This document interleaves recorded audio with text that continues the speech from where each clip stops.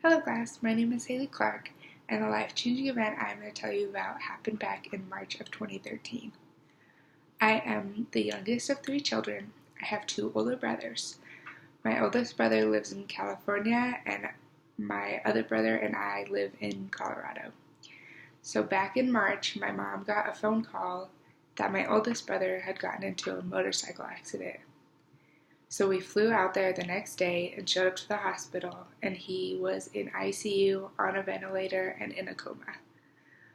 What happened was he was driving down the highway, and a truck didn't see him and pulled out in front of him, and my brother T-boned the truck going about 40 miles per hour. He didn't have any time to slow down.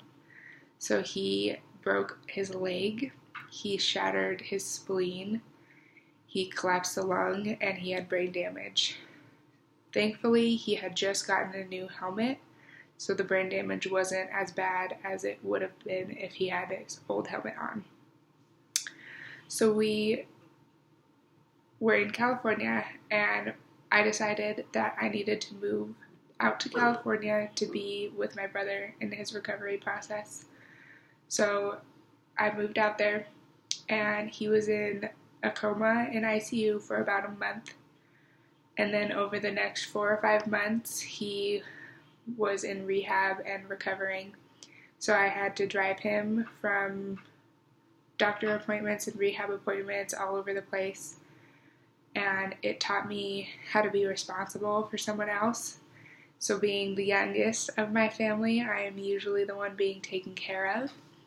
So it really taught me how to care for someone else and how to be responsible for someone else.